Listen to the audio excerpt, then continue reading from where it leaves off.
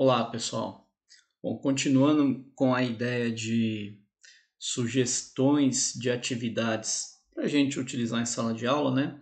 Isso inclui também uma maneira da gente utilizar o GeoGebra para explicar alguma coisa, né? Então, quer dizer, a gente não precisa sempre propor atividades com o GeoGebra para os alunos. A gente pode utilizar o GeoGebra para fazer uma explicação, uma demonstração, né? Auxiliar no entendimento de um problema.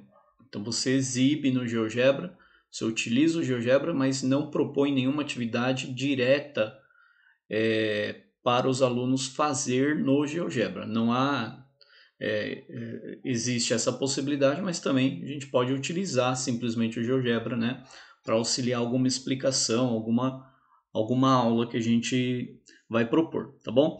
Então aqui eu queria falar com vocês, né, da espiral de Teodoro de Cirene. E aí, para começar, fazer uma explicação aqui, né, como se fosse numa aula mesmo, né? Então vamos imaginar que a gente tem um triângulo retângulo de catetos 1 e uma hipotenusa x aqui a conhecer, né? Essa é uma história bastante famosa, né? Nos episódios da história da matemática, onde na antiguidade clássica, né, a famosa escola pitagórica, né, tendo como um de seus líderes o próprio Pitágoras, né, essa, na verdade, a seita, né, que depois ficou conhecida como escola pitagórica, essa seita, né, considerada uma seita por alguns, né, tinha como uma máxima, né, para eles, né, Pitágoras e seus discípulos ali dessa seita, tinham uma máxima que era a seguinte: tudo no mundo concreto ou abstrato, quer dizer, no pensamento ou no concreto, tudo é formado por números. A unidade de todas as coisas seriam números, né? Como se fosse, hoje em dia a gente sabe, tem a questão do átomo, né?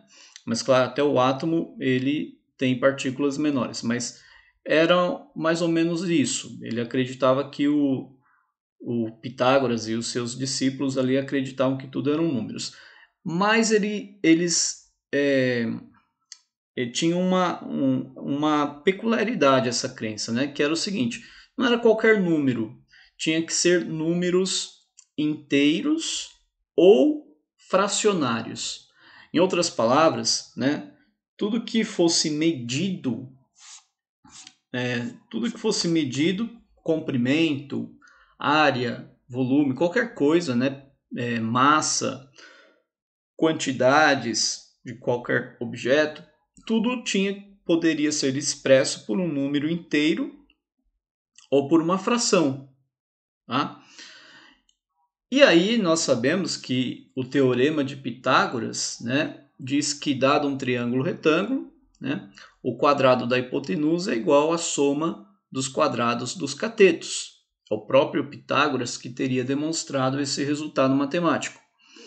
Bom, aí surge um resultado interessante, né? Quando a gente coloca a crença dos pitagóricos, né, contra o próprio teorema de Pitágoras.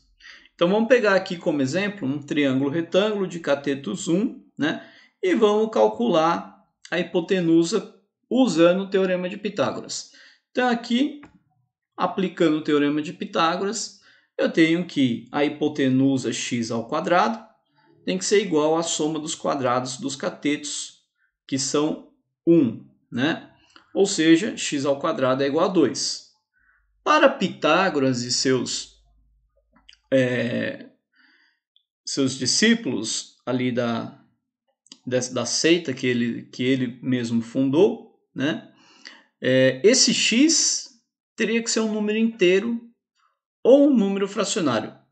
Obviamente que inteiro não é. Então, segundo a crença deles, x tem que ser um número fracionário, né? Bom, então vamos pegar aqui, vamos supor que x seja uma fração p sobre q. né, onde essa fração é irredutível.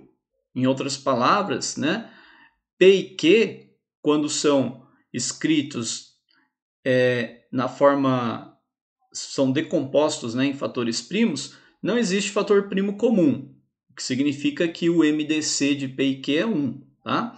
Então não existe fator primo comum entre P e Q.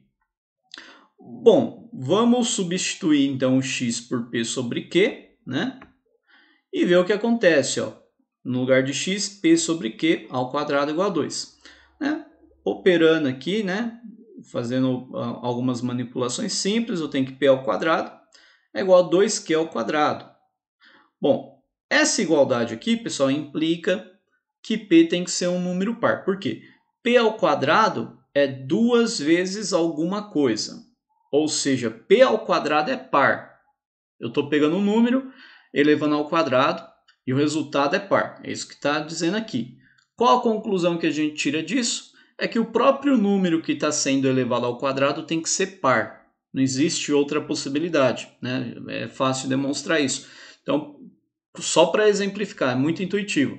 Pega um número qualquer, por exemplo, 3. Eleva ao quadrado, dá 9. Então, 3 é ímpar, elevou ao quadrado, deu um número ímpar. Pega 5, só números ímpares. 5 ao quadrado, 25. Agora tenta achar um número ímpar que elevado ao quadrado dá par.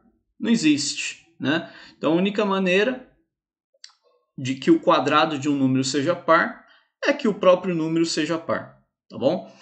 Então nós concluímos que P é igual a 2 vezes a um K1 para algum K1 natural, né? Então P é par. Tudo bem. A gente vai substituir então aqui o P por 2K1, tá? Então aqui no lugar de P, vou colocar 2K1. Deixa eu arrumar isso daqui, tá só K, é K1. E aí a gente vai ficar com essa igualdade, 2K1 ao quadrado igual a 2Q ao quadrado. C somente C eleva, né, aqui ao quadrado, então fica 4K1 ao quadrado. 4K1 ao quadrado igual a 2Q ao quadrado. Simplifico o 4 com 2, né, dividindo ambos os membros da igualdade por 2, fica 2K1 ao quadrado. Aqui eu vou ter... Fica 2K1 ao quadrado igual a Q ao quadrado. Ou seja, o número Q ao quadrado dá 2 vezes alguma coisa. Quer dizer, o quadrado de Q é par. Logo, Q também tem que ser par, pelo mesmo motivo que antes, né? Pelo mesmo argumento de antes. Então, nós chegamos à conclusão aqui que P e Q são pares. Bom, isso é uma contradição pelo que a gente supôs no início. A gente supôs aqui no início que P sobre Q era uma fração irredutível. Então, P e Q não podem ser pares, né, simultaneamente. Ambos não podem ser pares. Essa contradição indica o quê? Pelo método de demonstração matemática. Bom, todos os passos que nós fizemos aqui são lógicos, né, e corretos, não tem nada errado. Mesmo assim, a gente chega numa contradição. O que significa que nada que a gente fez aqui no meio está errado, está tudo certo. O erro está em supor, né, que existe uma fração P sobre Q irredutível, tal que essa fração ao quadrado é igual a 2. Então, a única conclusão que a gente pode tirar desta contradição é que não existe uma fração, né, tal que ao quadrado é igual a 2. E, portanto, a crença dos pitagóricos de que tudo pode ser expresso por um número inteiro ou uma fração, né, estaria aqui já demonstrado que essa crença é falha, né? Claro que eles não reconheceram isso e mantiveram a crença deles lá, tá, pessoal? Mas é uma história interessante, né, da passagem aí, um episódio interessante da história da matemática para a gente contar para os alunos, né? E introduzir os números irracionais. Então, se o x não pode ser um número inteiro nem um número fracionário, então existem outros tipos de números, que são os números que a gente chama, né, de irracionais. E esse número x, então, ele é escrito hoje como raiz quadrada de 2. Né?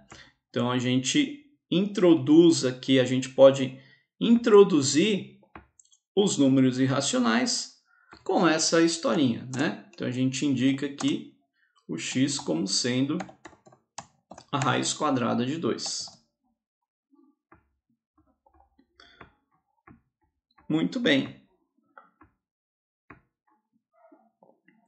Bom, pessoal, eu vou mostrar para vocês, né, como que a gente pode escrever os textos aqui, ó, e através de um botão a gente ir passando, como se fosse um slide, né? Só que a gente pode fazer isso no GeoGebra mesmo, ó. Tá vendo? Vai clicando aqui nesse botão e o texto vai aparecendo enquanto que a gente vai para auxiliar a nossa explicação, auxiliar a aula. Beleza?